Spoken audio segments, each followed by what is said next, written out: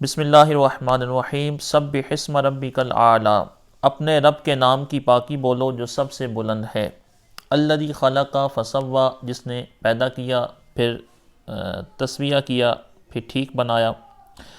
والذی قدر فہدی، اور جس نے اندازے پر رکھ کر راہ دی۔ والذی اخرج المرعی، جس نے چارہ نکالا۔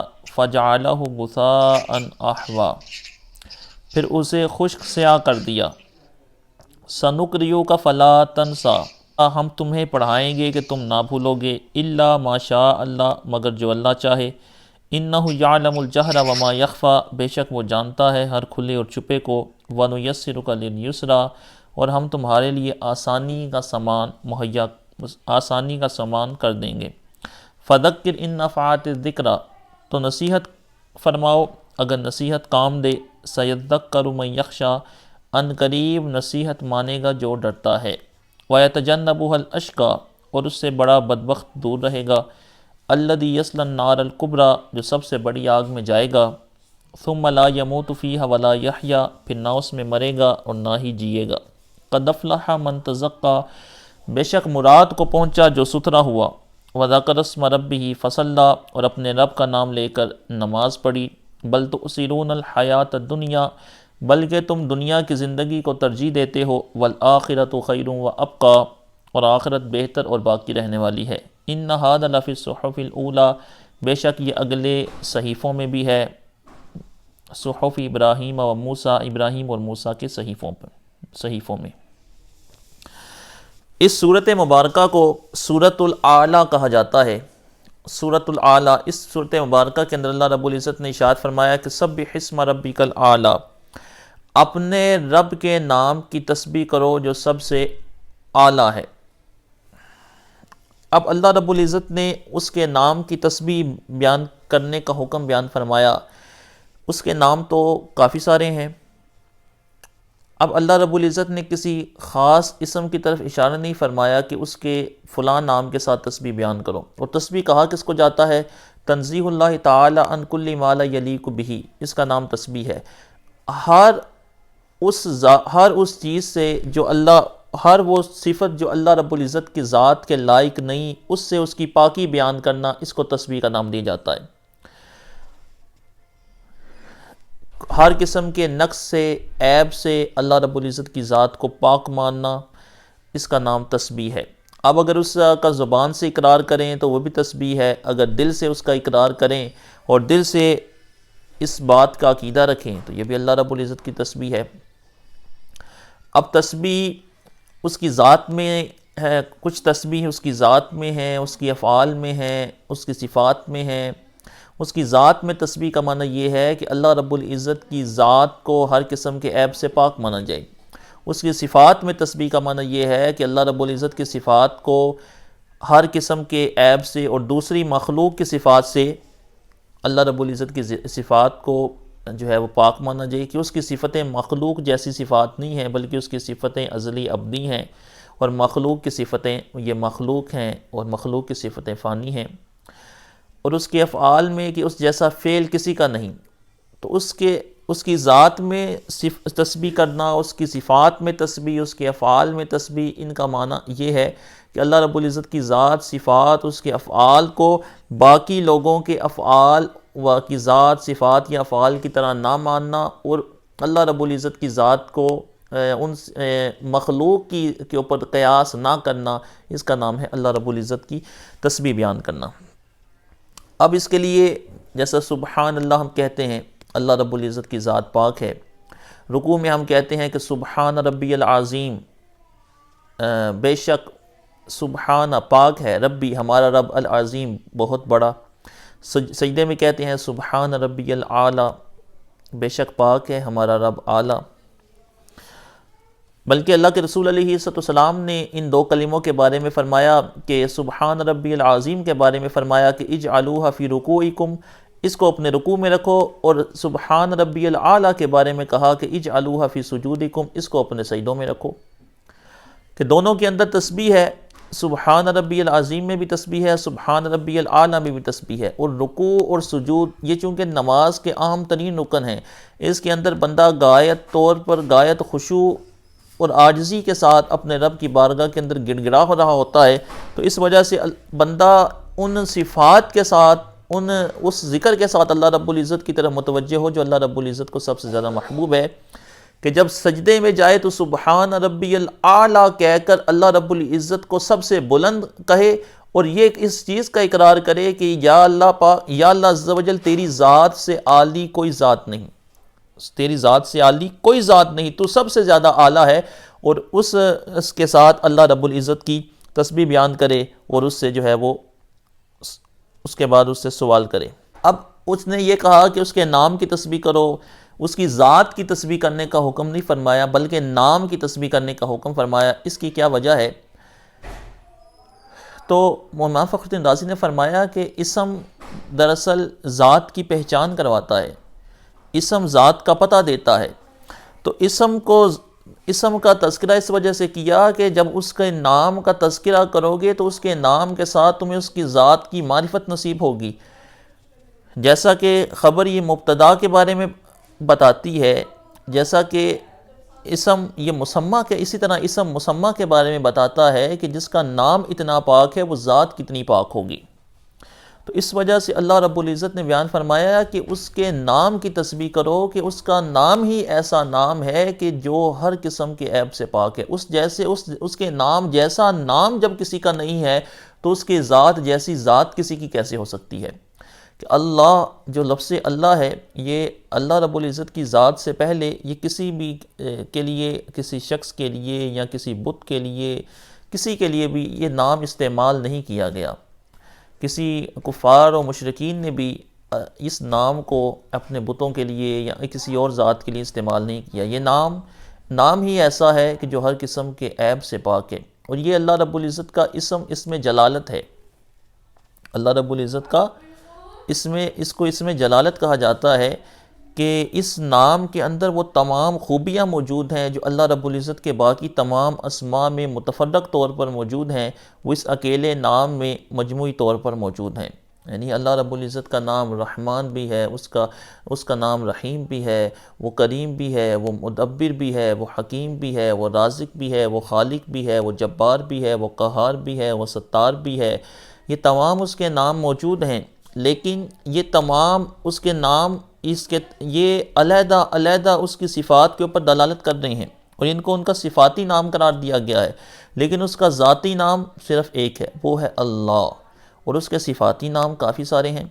تو اس وجہ سے کہا گیا ہے کہ صفاتی نام جو علیحدہ اس کی خوبیوں پر دلالت کر رہے ہیں، کہ کہیں اس کی جباریت کا ظہور ہے، کہیں اس کی قہاریت کا ظہور ہے، کہیں رزاقیت کا، کہیں رحمانیت کا، کہیں رحیمیت کا ظہور ہے، تو بندہ جیسے ان ناموں کو پڑھتا چلا جاتا ہے، جب اللہ رب العزت کے رحم کا طلبگار ہوتا ہے تو یا رحیم یا رحمان کا ذکر کرتا ہے، تو وہی صفات، وہی خصائص وہ اس بندے کے اندر پیدا ہونا شروع ہو جاتے ہیں، کہ اس کے اندر بھی صفت رحم، اس بندے کے اندر بھی صفت کریمی وہ آنے لگتی ہے۔ جب یا جبار یا قہار کا تذکرہ کرتا ہے تو اس کی ذات کے اوپر بھی جباریت اور قہاریت کا ظہور ہونے لگتا ہے، کہ اس کے اندر وہی صفات آنے لگتی ہیں۔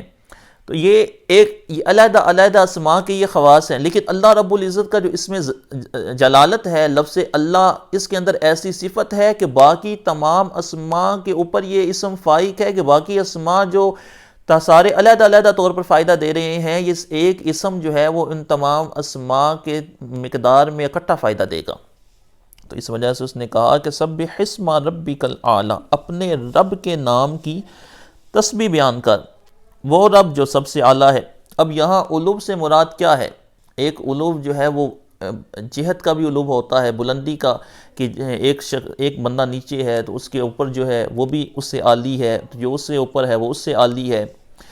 تو یہاں علو سے مراد جہت کا علو مراد نہیں ہے کہ اللہ رب العزت جہت کے لحاظ سے جو ہے وہ دوسروں سے اعلیٰ ہے، بلکہ اگر مولانا فخر الدین رازی نے تفسیر کبیر میں فرمایا کہ اگر جہت کے لحاظ سے علو مراد لیا جائے تو یہ بات لازم آتی ہے کہ اللہ رب العزت کی ذات کو کسی جہت میں مانا جائے، یہ کہا جائے کہ اللہ رب العزت کی ذات فلاں جہت میں ہے، کہ اگر وہ آسمانوں پر اس کو مانا جائے، اگر آسمانوں پر اس کو مانا جائے تو یہ لازم آئے گا کہ اللہ رب العزت کی ذات جو ہے وہ بہت عالی ہے، یعنی آسمانوں پر موجود ہے، یا آسمانوں یا عرش کے اوپر موجود ہے، اللہ رب العزت کی ذات وہاں قرار پکڑے ہوئے ہے۔ تو یہ سوال لازم آئے گا کہ عرش مخلوق ہے یا غیر مخلوق؟ ظاہری بات ہے عرش مخلوق ہے، اگر مخلوق ہے تو اللہ رب العزت کی ذات تو قدیم ہے، غیر مخلوق ہے۔ اللہ رب العزت کی ذات کا کیسے اس عرش کے اوپر اللہ رب العزت کی ذات ٹھہری؟ تو یہ امام فخر الدین رازی نے فرمایا کہ اس سے مراد جہت کا علو مراد نہیں ہے، کہ وہ تو متناہی ہوتا ہے، اور اللہ رب العزت کی ذات یہ غیر متناہی ہے، کہ اس کی ذات ایسی ہے کہ اس ذات کی کوئی حد نہیں، اس کی ذات ایسی ہے کہ اس کی ذات کی کوئی حد نہیں۔ تو اس وجہ سے فرمایا کہ یہاں جہت فی العلو مراد نہیں ہے، بلکہ یہاں اعلیٰ ہونے سے مراد یہ ہے کہ وہ اپنی ذات کے لحاظ سے، اپنے مقام کے لحاظ سے، اپنے مرتبے کے لحاظ سے ہر ایک سے اعلیٰ ہے۔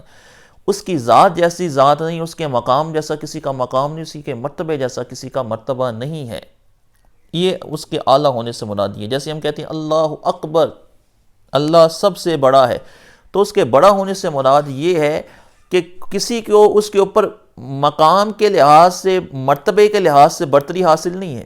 اس کا مطلب یہ نہیں ہے کہ اللہ رب العزت جو ہے وہ قد کے اندر بڑا ہے، باقی لوگوں کا قد چھوٹا ہے، اس کا قد بڑا ہے، یا باقی لوگ جو ہیں وہ کم جہت کے اندر رہتے ہیں، وہ زیادہ جہت میں رہتا ہے، یہ مراد نہیں ہے۔ بلکہ وہاں بھی کہا گیا ہے کہ اللہ اکبر، وہ کبیر کے معنی ہے، اللہ کبیرن، کبیرن کے معنی میں ہے وہاں اکبر۔ اسی طرح یہاں تو اعلیٰ یہ عالی کے معنی میں ہے کہ اللہ رب العزت کی ذات سب سے عالی ہے، وہ سب سے بالا ہے، سب سے بلند تر ہے، اس ذات سے بڑی ذات کوئی نہیں ہے۔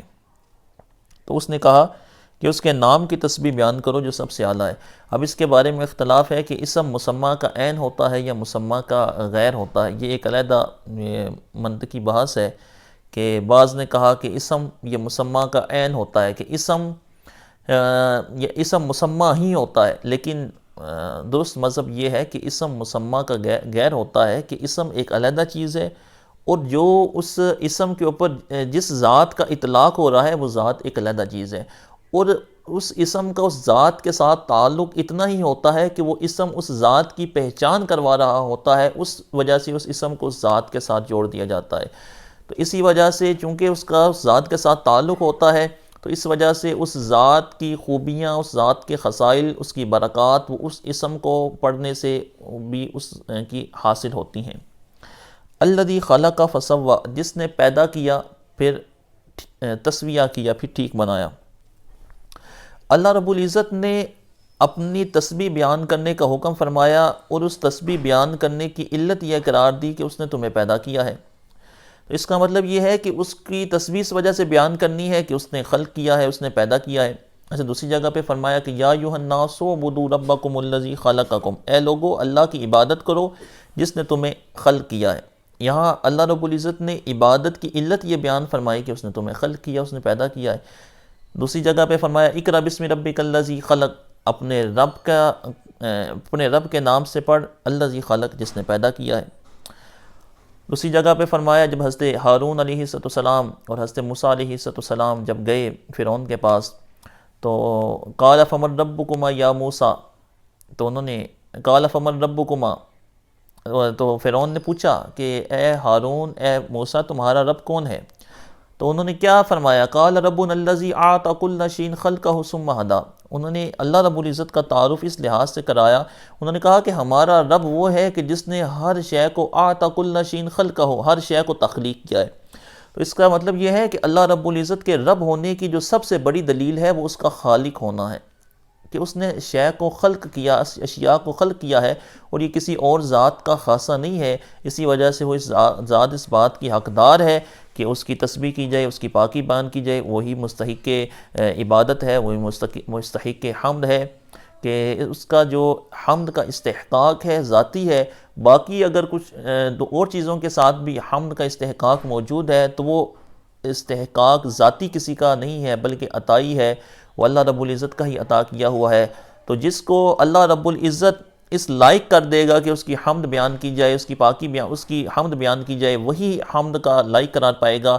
لیکن اس کی بھی حمد وہ اللہ کی حمد جیسی نہیں ہو سکتی کہ اللہ رب العزت کو تو استحقاق ذاتی حاصل ہے، اور باقی جو ہوں گے ان کو استحقاق عطائی حاصل ہوگا. تو اس وجہ سے فرمایا کہ اپنے رب کی تسبیح بیان کر جو سب سے اعلیٰ ہے، کیونکہ اس نے تجھے خلق کیا ہے. اب صرف خلق نہیں کیا، خلق کر کے تیرا تسبیح بھی کیا ہے. یعنی اللہ رب العزت نے بیان فرما دیا کہ میری تو اس خلق کرنے میں بھی میرا کوئی شریک نہیں ہے. کوئی کائنات کے اندر کوئی ایسا بندہ ہے ہی نہیں جس نے کسی شے کو خلق کیا ہو. میں نے پچھلی ویڈیوز میں، پچھلی جو کلاسز ہیں ان کے اندر میں نے یہ بیان کیا تھا کہ خلق کا معنی کیا ہے. خلق کا معنی ہے کسی شے کو عدم سے وجود عطا کرنا.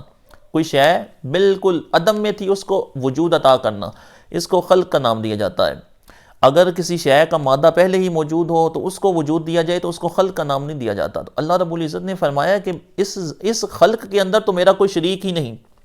کہ جیسا یہ صفت صرف اسے اللہ رب العزت کی ذات کے ساتھ خاص ہے کہ وہ خالق ہے. اب اس کے اندر، اس صفت کے اندر جب اس کا کوئی شریک نہیں، تو اللہ رب العزت نے ایک اور اپنی صفت بیان فرما دی. وہ دوسری صفت کیا ہے؟ اللہ رب العزت نے فرمایا کہ صرف خلق نہیں کیا بلکہ خلق کرنے کے بعد تسویہ بھی کیا ہے. خلق کرنے کے بعد درست بھی بنایا ہے. خلق کرنے کے بعد تجھے درست بھی بنایا ہے. تیرے اعضاء کے اندر ایک معین مقدار کے ساتھ تیرے اعضاء کو بنایا ہے. دیکھ میری اس قدرت کے اندر، میرے تخلیق کرنے میں کیا کوئی نقص، کوئی عیب تجھے نظر آ رہا ہے؟ تو ماننا کہ جو خلق کرنے والا ہے وہ بہت حکیم ہے، بہت حکیم ہے. اس کا ہر فعل وہ حکمت سے بھرا ہوا ہے. تو جب اس صفت خلق کے اندر کوئی شریک نہیں، تو اس سے اور زیادہ عجیب بات یہ ہے کہ خلق کسی بے نظم یا بے ترتیب لحاظ سے خلق نہیں کیا، بلکہ ایک بڑے نظم و ضبط، ایک ترتیب کے ساتھ ہر شے کو خلق کیا ہے. اگر آسمان کو خلق کیا ہے تو کیا کہا؟ ثم ارجع البصر کرتین ینقلب الیک البصر خاسئا وهو خسیر. آسمان کی طرف دیکھ. آسمان میں کوئی شگاف نظر آ رہا ہے تجھے؟ کوئی سوراخ نظر آ رہا ہے کہ اس خلق کرنے والے نے اس کو کیسا خلق کیا؟ فرجع البصر کرتین. اب دوبارہ اپنی آنکھ کو پھیر کے آسمان کی طرف دیکھ. ینقلب الیک البصر خاسئا وهو حسیر. تیری آنکھ حسرت اور ندامت کے ساتھ وہ تیری طرف واپس لوٹ آئے گی، لیکن تو اس آسمان کے اندر کوئی شگاف نہیں دیکھے گا. تو اللہ رب العزت کی اس تخلیق کے اندر کوئی عیب بھی محسوس نہیں کرے گا. اس زمین کو دیکھ. اس زمین کو بنانے والے نے اس کو کیسے ترتیب کے ساتھ بنایا ہوا ہے. اس زمین کو بنانے میں اگرچہ وہ کچھ جگہیں ابھری ہوئی ہیں، کچھ جگہیں نچلی ہیں، کچھ جگہیں جو ہیں وہ ان کے اوپر کچھ چڑھائی والی ہیں، کچھ نچائی والی ہیں، تو اس کے اندر بھی اللہ رب العزت کی حکمت پوشیدہ ہے. تو اللہ رب العزت نے بیان فرمایا کہ اس کی تخلیق کے اندر کوئی عیب نہیں ہے. فسوا، تخلیق کے بعد تسویہ بھی کیا ہے. انسان کو تخلیق کیا، اس کے بعد انسان کا تسویہ بھی کیا ہے کہ اس کو ایک ترتیب سے بنایا ہے. والذی قدر فہدی، اور جس نے اندازے پر رکھ کر، والذی قدر، جس نے مقدر کیا، فہدی، پھر ہدایت دی. تو اللہ رب العزت نے اس آیت مبارکہ کے اندر یہ بیان فرمایا کہ یا تو اس سے مراد یہ ہے کہ اللہ رب العزت نے دنیا کے جتنے بھی امور ہیں ان کو ازل میں ہی مقدر فرما دیا تھا کہ کیا کیا اللہ رب العزت نے فرمانا ہے. تو ازل میں ہی لوگوں کا سعادت مند ہونا، لوگوں کا بدبخت ہونا اس نے لکھ دیا تھا. تو اس سے مراد یہ ہے کہ والذی قدر، جس نے مقدر فرما دیا. اب مقدر کس کو کہا جاتا ہے؟ تقدیر اس چیز کا، تقدیر کہتے ہیں چھپی ہوئی چیز کو. اللہ رب العزت نے مقدر فرما دیا ہے کہ جو لوگ افعال کرنے والے تھے قیامت تک، اللہ رب العزت نے اپنے علم ازلی سے ان افعال کو پہلے ہی لکھ دیا ہے. اس شے کا نام ہے تقدیر. ایسا نہیں ہے کہ جو اللہ رب العزت نے لکھ دیا ہے وہ ہمیں کرنا پڑتا ہے، بلکہ جو ہم کرنے والے تھے قیامت تک، وہ اللہ رب العزت اپنے علم ازلی سے اس کو جانتا تھا کہ ہم نے کیا کرنا تھا. تو اس نے لکھ دیا اپنے علم ازلی سے کہ یہ فلاں شخص بدبخت ہوگا، یہ کفر اختیار کرے گا، فلاں شخص جو ہے وہ نیک بخت ہوگا، یہ ایمان لے کے آئے گا، اچھے اعمال سے انجام دے گا. تو اللہ رب العزت نے لوگوں کا سعید و شقی ہونا اس کو پہلے ہی لکھ دیا ہے، اس کے علم میں ہے، یعنی اللہ رب العزت کا علم جو ہے وہ ہر شے کو عام ہے۔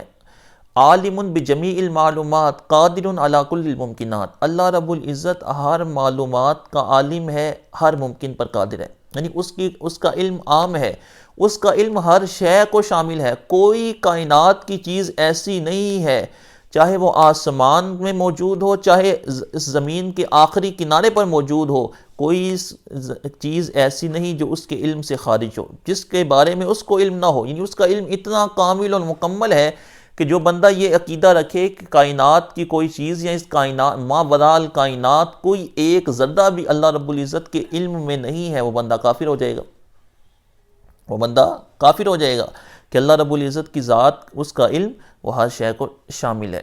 لیکن اس کی قدرت کا تعلق ممکنات کے ساتھ ہے، یعنی علم تو محالات کا بھی ہے، اس کو علم تو ممکنات کا بھی ہے، لیکن قدرت کا تعلق وہ صرف ممکنات کے ساتھ ہے۔ اللہ رب العزت کی قدرت کا تعلق ممکنات کے ساتھ ہے کہ المحال لا يدخل تحت القدرہ، محال یہ تخت قدرت نہیں ہے۔ اللہ رب العزت کی ذات کا تعلق ممکنات کے ساتھ ہے کہ محال تخت قدرت نہیں ہے۔ اس کا معنی یہ ہے کہ ہم یہ کہیں کہ اللہ رب العزت چونکہ ہر شے پر قادر ہے، تو اس وجہ سے وہ اس بات پر بھی قادر ہوگا کہ وہ اپنا جیسا ایک اور خدا بنا دے، تو اس بات پر بھی قادر ہوگا کہ اللہ رب العزت جو ہے وہ بتوں کو اپنا شریک بنا لے۔ اللہ رب العزت اس بات پر بھی قادر ہوگا کہ حضور علیہ السلام کے بعد کوئی اور نبی آ جائے۔ تو یہ ساری چیزیں، ان کا تعلق محالات کے ساتھ ہے۔ اللہ رب العزت کی ذات اس بات پر بھی قادر ہوگی کہ وہ جھوٹ بول لے، وہ دھوکہ دے لے، وہ کسی کو ساتھ دغا کر لے، یہ تمام عیوب ہیں، اور اللہ رب العزت کی ذات کے تمام عیوب سے پاک ہے، اور عیب اور یہ اللہ رب العزت کی نقص، یہ اللہ رب العزت کی ذات کے لیے محال ہے، یہ سارے عیوب ہیں۔ والعیب علی اللہ تعالی محال، اور عیب چونکہ اللہ رب العزت کی ذات کے لیے محال ہے، اس وجہ سے ہم کہیں گے کہ اس کی قدرت کا تعلق ان کے محالات کے ساتھ نہیں ہے، اس کی قدرت کا تعلق صرف و صرف ممکنات کے ساتھ ہی ہے۔ یعنی اس نے جو قیامت تک جو کچھ کرنے والا تھا اس کو مقدر فرما دیا۔ ہم یہاں بعض لوگ یہ سمجھتے ہیں کہ ہمیں کوشش کرنے کی ضرورت نہیں، جو اللہ رب العزت نے مقدر فرما دیا ہے وہ ہمارے ساتھ واقع ہونا ہے۔ اگر اللہ رب العزت نے ہمارے نصیب میں رزق لکھا ہے تو وہ ہمیں مل کے ہی رہے گا، اور ہمیں کسب کرنے کی ضرورت نہیں۔ اور اگر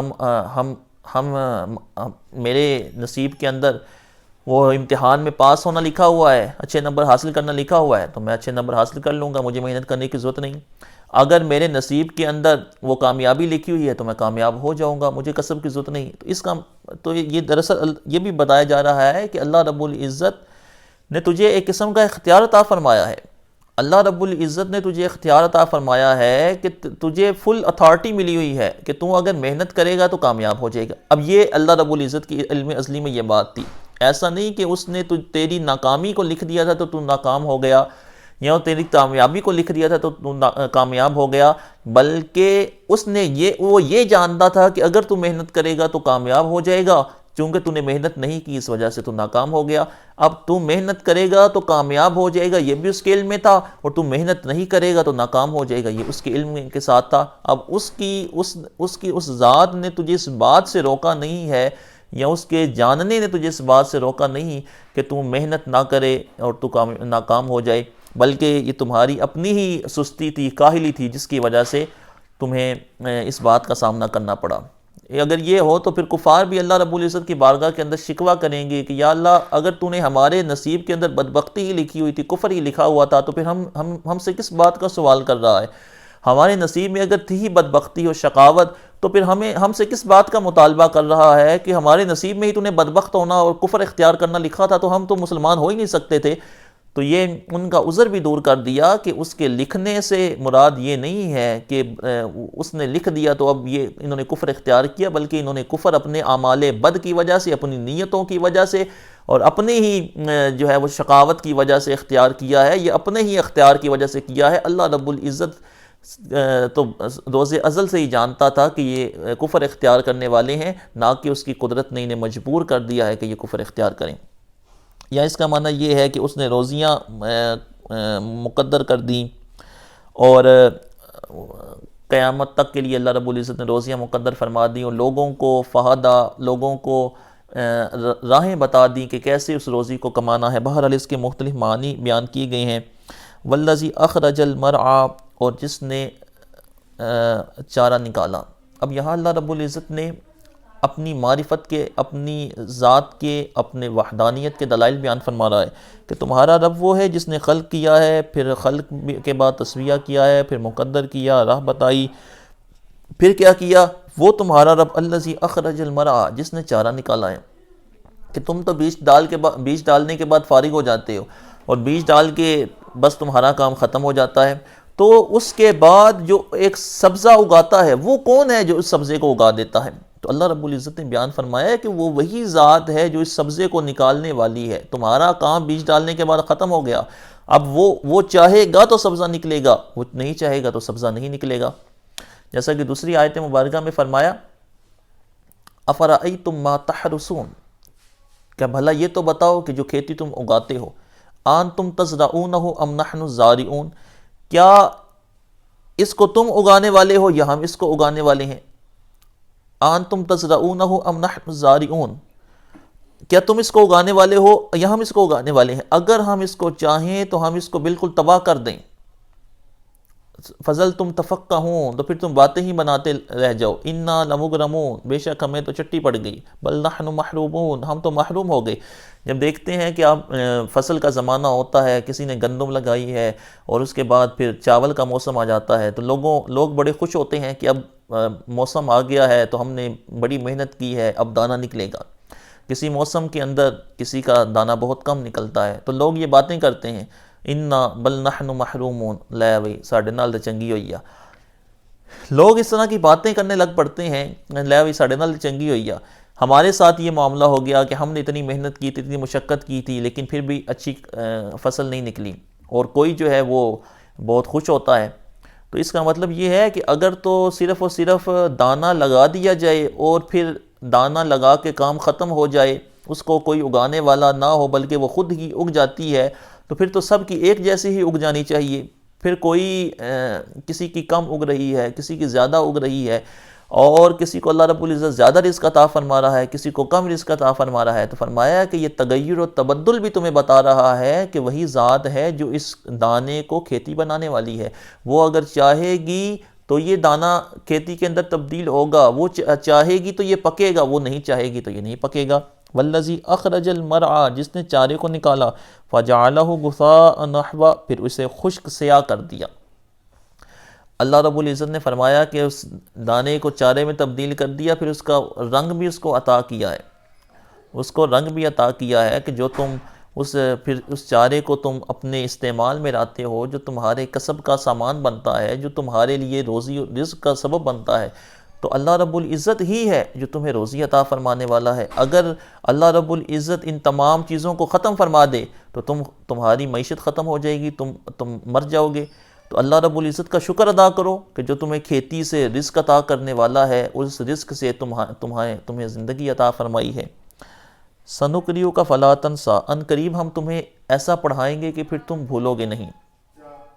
اب اس آیت مبارکہ کے اندر اللہ رب العزت اپنے نبی صلی اللہ علیہ وسلم سے مخاطب ہے کہ محبوب صلی اللہ علیہ وسلم، جب آپ کا رب آپ کو پڑھائے گا تو وہ ایسا پڑھائے گا کہ اس کے بعد پھر آپ بھولنے والے نہیں ہیں، کہ اللہ رب العزت کی قرات کے بعد پھر نسیان نہیں ہے۔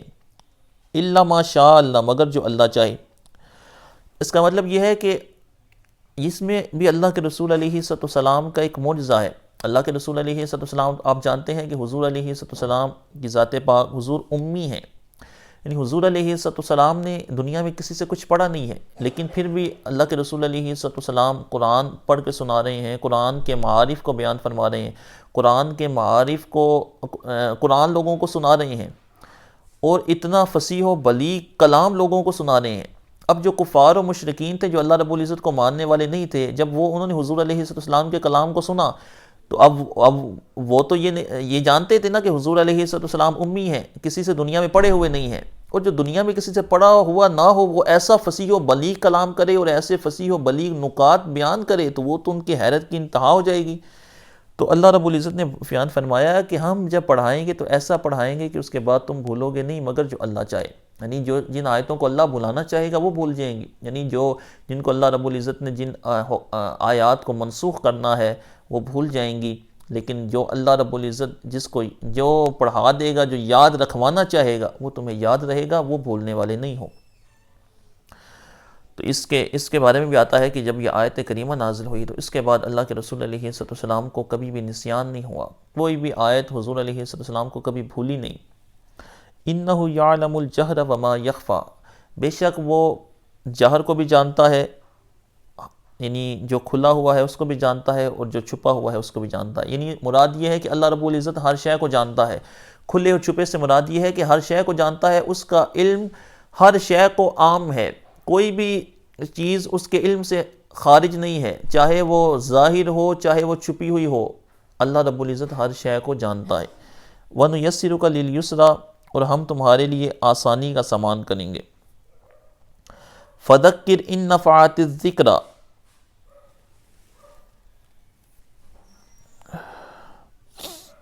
تو تم نصیحت فرماؤ اگر نصیحت کام دے۔ اللہ رب العزت نے بیان فرمایا کہ ہم آسانی دیں گے، یا تو آسانی سے مراد ہے شریعت کی آسانی، دین کی آسانی اور تبلیغ دین کی آسانی، یہ مراد ہے۔ اور آگے فرمایا کہ فَذَكِّرْ إِن نَفَعَتِ الذِّكْرَى، تو تم نصیحت فرماؤ اگر نصیحت کام دے۔ یعنی اللہ رب العزت اپنے محبوب صلی اللہ علیہ وسلم کو تبلیغ کے دین کے بارے میں فرما رہا ہے کہ تم لوگوں کو نصیحت کرو، باز کرو اگر نصیحت کام دے۔ تو نصیحت تو کام دیتی ہی دیتی ہے، تو مراد یہ ہے کہ تم نصیحت کرو لوگوں کو، نصیحت کام ہی دیتی ہے، نصیحت فائدہ ہی دیتی ہے، نصیحت کبھی فائدے سے خالی نہیں ہوتی۔ تو اس آیت مبارکہ کے اندر اللہ رب العزت نے تذکیر اور واعظ کا بھی حکم فرما دیا، اور یہ حکم عام ہے، ہر مومن کو شامل ہے، ہر مبلغ کو شامل ہے کہ ہر ایک وہ نصیحت کا حکم دے، لوگوں کو واعظ کرے، لوگوں کو اچھائی کی دعوت دے۔ یہ لیکن ظاہری طور پر خطاب وہ اللہ کے رسول علیہ السلام کے ساتھ ہی ہے، لیکن قاعدہ یہ ہے کہ العبرۃ بعموم اللفظ لا بخصوص سبب، اعتبار لفظ کی عمومیت کا ہوتا ہے، سبب کی خصوصیت کا نہیں۔ سیذکر من یخشی، تو اب جب نصیحت کرو گے تو نصیحت تو فائدہ دیتی ہی ہے، نصیحت کا تو کام ہے فائدہ دینا، لیکن اس نصیحت سے فائدہ پکڑتا کون ہے؟ سیذکر من یخشی، جو اللہ سے ڈرتا ہے وہ ان قریب اس سے نصیحت سے فائدہ پکڑے گا، وہ نصیحت مان جائے گا۔ یعنی جس کے دل میں خوف الہی ہوگا وہ نصیحت کو مانے گا، اور جس کے دل میں خوف الہی نہیں ہوگا اس نصیحت کو نہیں مانے گا۔ اب اللہ رب العزت نے یہاں خشیت کے بارے میں بیان فرمایا کہ جس کے دل میں خشیت ہوگی۔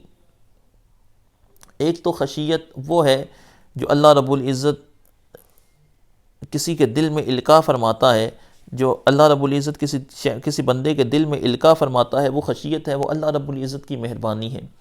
دوسری وہ خشیت ہے جو بندہ اپنے کسب سے حاصل کرتا ہے، اللہ رب العزت کی ذات و صفات، اس کی مصنوع کی طرف نظر کر کے جو بندے کے دل میں خشیت پیدا ہوتی ہے، وہ بندے کی اپنی اختیاری خشیت ہے، جس کو اللہ رب العزت نے بیان فرمایا سیذکر من یخشی، کہ اگر تو اللہ رب العزت نے اس کو خشیت عطا کی ہے، خشیت اللہ رب العزت کی طرف سے عطا کرتا ہے، عطا ربانی ہے، تو وہ بھی نصیحت مانے گا۔ اور جو اللہ رب العزت کی مصنوع کی طرف نظر کر کے اس کی کبریائی، اس کا جلال، عظمت کی طرف نظر کر کے جو شخص خشیت کمائے گا، اس بندے کو بھی نصیحت فائدہ دے گی۔ اب خوف الہی ہی ہے جو بندے کو گناہ سے باز رکھتا ہے، خوف الہی ہی ایسی چیز ہے جو بندے کو گناہوں سے دور لے جاتا ہے۔ جیسا کہ اللہ رب العزت نے دوسری آیت مبارکہ کے اندر اللہ رب العزت نے ارشاد فرمایا قُلْ يَا عِبَادِيَ الَّذِينَ أَسْرَفُوا عَلَىٰ أَنفُسِهِمْ لَا تَقْنَطُوا مِن رَحْمَةِ اللَّهِ، میرے بندوں سے کہہ دو جو اپنی جانوں پر ظلم کرنے والے ہیں، اللہ کی رحمت سے مایوس نہ ہو، إِنَّ اللَّهَ يَغْفِرُ الذُّنُوبَ جَمِيعًا، بے شک اللہ تعالیٰ سارے گناہوں کو بخش دے گا۔ تو وہ لوگ جو خشیت الہی میں اتنے بڑھ گئے تھے کہ انہیں یہ گمان لاحق ہونے لگا کہ شاید اللہ اب ہمیں بخشے گا ہی نہیں، اللہ رب العزت نے ان لوگوں کی تسلی، ان لوگوں کی اتنی بڑی ہوئی خشیت کو کم کرنے کے لیے، یعنی اس کو لیول پر لانے کے لیے، ان کو خوف اور رجا کے درمیان لانے کے لیے اللہ رب العزت نے بیان فرمایا کہ ان کو بھی پیغام دے دو جو خشیت میں اتنے آگے بڑھ گئے ہیں کہ انہیں یہ گمان ہونے لگا ہے کہ شاید ہماری بخشش اب نہیں ہو سکتی، تو لا تقنطوا من رحمت اللہ، اللہ کی رحمت سے مایوس نہیں ہونا، اللہ رب العزت کی بارگاہ میں توبہ کرو گے اللہ تمہارے سارے گناہوں کو بخش دے گا۔ اللہ رب العزت تمہارے سارے گناہوں کو معاف فرما دے گا، بے شک وہ بخشنے والا ہے، وہ رحم کرنے والا ہے۔ یہ خشیت، اس کا تعلق تو حضرات انبیاء کرام علیہ السلام کے ساتھ ایسا ہے۔ اللہ کے نبی حضرت داؤد علیہ السلام اللہ رب العزت کی کیسی خشیت رکھتے تھے۔ روایات میں آتا ہے کہ 40 دن تک حضرت داؤد علیہ السلام سجدے کی حالت میں رہے اور روتے رہے، اللہ رب العزت کو یاد کرتے رہے سجدے کے اندر، یہاں تک کہ ان 40 دنوں کے اندر آپ کے آنسوؤں کی وجہ سے آس پاس سبزہ اگایا، اور سبزہ اگ کر اس نے آپ کے سر مبارک کو گھیر لیا، سر مبارک کو گھیر لیا، اور آپ کے آنسوؤں کی وجہ سے، اور آپ کے آنسوؤں کی وجہ سے جو ہے وہ سبزہ اگایا اور اس نے آگے پیچھے گھیر لیا۔ اتنی اللہ رب العزت کے نبی حضرت داؤد علیہ السلام وہ اللہ رب العزت سے ڈرنے والے تھے، خشوع و خضوع اور عاجزی کرنے والے تھے۔ حضرت یحییٰ علیہ السلام، ان کے بارے میں اللہ رب العزت نے فرمایا وَكَانَ تَقِيًّا، مجھ سے بہت زیادہ ڈرنے والا تھا، مجھ سے بہت زیادہ ڈرنے والا تھا۔ آپ کے بارے میں آتا ہے کہ آپ اتنا اللہ رب العزت کی خشیت میں، اس کے خوف کی وجہ سے رویا کرتے تھے کہ آپ کے رونے کی وجہ سے آپ کے رخساروں میں گڑھے پڑ گئے تھے، اور آپ کی والدہ ان گڑھوں کو پھر سی دیا کرتی تھیں، ان گڑھوں کو سی دیا کرتی تھیں، اور آپ خوف الہی میں اس قدر رویا کرتے تھے۔ یہ اللہ رب العزت کی انبیاء کا اللہ رب العزت کی خشیت کے بارے میں معاملہ ہے۔ اللہ کے رسول علیہ السلام نے معراج کی رات حضرت میکائیل علیہ السلام کو دیکھا کہ وہ بالکل خاموش کھڑے ہیں، نہ ہنس رہے ہیں نہ مسکرا رہے ہیں، تو حضرت جبریل امین سے پوچھا کہ اے جبریل کیا وجہ ہے، میں نے کبھی بھی میکائیل کو مسکراتے ہوئے نہیں دیکھا۔ تو حضرت جبریل علیہ السلام نے عرض کی یا رسول اللہ ما ضحک میکائیل منذ خلقت النار، یا رسول اللہ، اللہ رب العزت نے جب سے جہنم کو پیدا کیا ہے اس وقت سے لے کر آج تک میکائیل کبھی مسکرایا ہی نہیں ہے، اس وقت سے لے کر آج تک میکائیل کبھی نہیں مسکرایا، کبھی ہنسا ہی نہیں ہے، کہ اللہ رب العزت کے خوف کی وجہ سے۔ جو معصومن الخطا ہیں وہ فرشتے اللہ رب العزت کا اتنا خوف رکھتے ہیں، وہ اللہ رب العزت سے اتنا ڈرتے ہیں، جو اس کا مطلب ہے کہ جس کو جتنا زیادہ اپنے رب کا قرب نصیب ہے وہ اتنا ہی زیادہ اپنے رب سے ڈرنے والا ہے، اتنا ہی زیادہ اس کی خشیت اختیار کرنے والا ہے، اور جو جتنا زیادہ اپنے رب سے دور ہے اور اس کے رستے سے دور ہے وہ اتنا ہی زیادہ اس کا کم خوف رکھنے والا ہے، کیونکہ اس کو اس کی معرفت نصیب نہیں ہے۔ جس کو جتنی زیادہ معرفت نصیب ہوتی چلی جائے گی اس کا خوف اتنا ہی بڑھتا چلا جائے گا، کہ معرفت، اللہ رب العزت کی معرفت وہ اس کی خشیت کے اندر اضافہ کر دے گی، وہ اس کے خوف کے اندر اضافہ کر دے گی۔ حدیث پاک کے اندر آتا ہے، اللہ کے رسول علیہ السلام نے ارشاد فرمایا کہ ما من عبد مؤمن تخرج من عینیہ دمعۃ وان کانت مثل راس الذباب ثم تصیب شیئا من حر وجهہ الا حرمہ اللہ علی النار، فرمایا بندہ مومن کی آنکھ سے ایک مکھی کے پر کے برابر بھی آنسو نکلتا ہے تو اللہ رب العزت اس آنسو کی وجہ سے اس بندے کے اوپر جہنم کی آگ کو حرام فرما دیتا ہے۔ اور ایک حدیث میں فرمایا کہ من خاف ادلجا ومن ادلج بلغ المنزلہ، فرمایا جو ڈرتا ہے وہ رات کو اٹھتا ہے، اور جو رات کو اٹھتا ہے وہ منزل پر پہنچتا ہے۔ الا ان سلعۃ اللہ غالیہ الا ان سلعۃ اللہ الجنہ، فرمایا رب کا سودا بڑا مہنگا ہے، رب کا سودا جنت ہے۔ تو خشیت الہی اس چیز کا نام ہے۔ حضرت حسن بصری رضی اللہ تعالیٰ عنہ کے بارے میں آتا ہے کہ آپ نے ایک شخص کو، ایک نوجوان کو دیکھا کہ وہ بہت زیادہ ہنس رہا ہے، تو آپ نے فرمایا کہ کیا وجہ ہے، تو اتنا کیوں ہنس رہا ہے، کیا تو نے پل صراط کو پار کر لیا ہے؟ اس نے کہا نہیں۔ آپ نے فرمایا کیا تجھے پتہ لگ گیا ہے کہ تو جنت میں جائے گا یا جہنم میں جائے گا؟ اس نے کہا نہیں۔ آپ نے فرمایا کہ پھر ہنس کیوں رہا ہے؟ یہ اللہ رب العزت کے اولیاء کا، اللہ رب العزت کی ذات کے بارے میں یہ خشیت کا یہ عالم ہے۔ تو سوچیں کہ ہم جیسے گناہگار، ہمیں اللہ رب العزت کی ذات سے کتنا ڈرنا چاہیے، اور جو دن رات اللہ رب العزت کی راہ میں کی عبادت کرنے والے ہیں ان کا یہ معاملہ ہے، تو ہمیں اس ذات کی طرف کتنا رجوع کرنا چاہیے۔ وَيَتَجَنَّبُهَا الْأَشْقَى، اور ان قریب اس سے بڑا بدبخت دور رہے گا، یعنی اس خشیت سے بڑا بدبخت دور رہے گا۔ یہاں تو اس بہت بدبخت سے مراد ولید بن مغیرہ ہے، بعض نے کہا ابی بن خلف مراد ہے، بعض نے کہا عتبہ بن شیبہ مراد ہے، کہ سب سے بڑا، یہاں اس سے مراد ہر وہ شقی ہے، اشقا شقی کے معنی میں ہے کہ ہر بدبخت جو ہے وہ اس سے دور رہے گا، اس اللہ رب العزت کے خوف سے، اس پند و نصیحت سے وہ اس کو قبول نہیں کرے گا۔ الذی یصلی النار الکبریٰ، وہ جو بڑی آگ میں جائے گا۔ نار کبریٰ سے مراد ہے نار جہنم، یہ دنیا کی نار، یہ نار صغریٰ ہے، اور جہنم کی آگ وہ نار کبریٰ ہے۔ ثم لا يموت فیہا ولا یحییٰ، پھر نہ تو اس میں زندہ رہے گا، نہ مرے گا، نہ زندہ رہے گا۔ اب یہ کیسے ممکن ہے کہ ایک بندہ نہ جو جہنم میں، نہ اس میں مرے، جہنم میں نہ زندہ رہے؟ ایک وقت میں ایک تو کام ہوگا، یا بندہ جیے گا یا مرے گا، تو اللہ رب العزت نے یہ کیوں بیان فرمایا کہ نہ وہ جیے گا نہ مرے گا؟ تو اس سے مراد یہ ہے کہ وہ بالکل پجمردہ ہو جائے گا، جیسے کوئی بندہ بڑی مصیبت میں ہو نا، بڑی پریشانی میں ہو، بہت زیادہ ٹینشن میں ہو، تو آپ اس سے پوچھیں نا جناب کیا حال ہے تھوڑا، ٹھیک ٹھاک ہو؟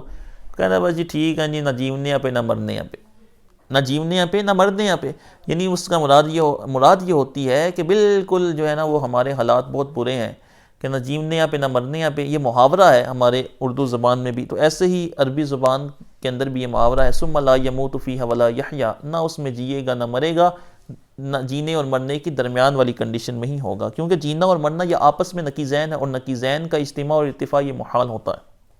قد افلح من تزکا، بے شک کامیاب ہو گیا جس نے تزکیہ کیا۔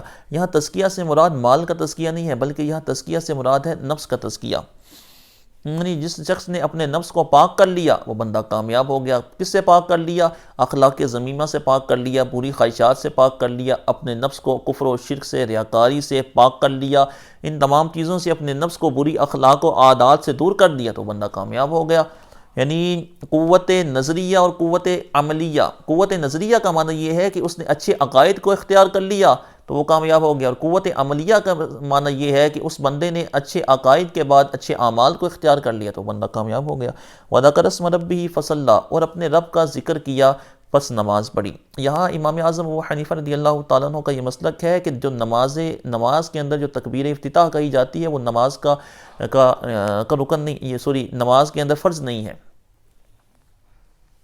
یعنی جو تکبیر افتتاح جو ہے وہ نماز کے اندر اللہ اکبر کے ساتھ جو تکبیر ہم کہتے ہیں، ان کا یہ عقیدہ ہے کہ وَذَكَرَ اسْمَ رَبِّهِ فَصَلَّى، اللہ رب العزت نے پہلے یہ بیان فرمایا کہ اپنے رب کا نام لے، پھر جو ہے وہ نماز پڑھے، اور عطف معطوف علیہ اور معطوف میں مغایرت پائی جاتی ہے، معطوف علیہ معطوف کا غیر ہوتا ہے، تو نماز پڑھے تو اس کا مطلب ہے کہ یہ جو جو تکبیر افتتاح ہے یہ نماز کے ساتھ اس کا تعلق تو ہے، یعنی یہ نماز کے فرائض میں بھی داخل ہے، اور یہ خارج از نماز بھی ہے، یہ خارج از نماز بھی ہے کہ اللہ رب العزت نے پہلے کہا کہ وَذَكَرَ اسْمَ رَبِّهِ، اپنے رب کا ذکر کرے، یعنی کسی بھی نام کے ساتھ تسبیح کر لے، اللہ اکبر کہہ کے، اللہ قادر، اللہ سمیع، اللہ بصیر کہہ کر احناف کے نزدیک اس کی نماز شروع ہو جائے گی کہ اس نے رب کا ذکر کیا، فصلہ، پھر نماز پڑھی۔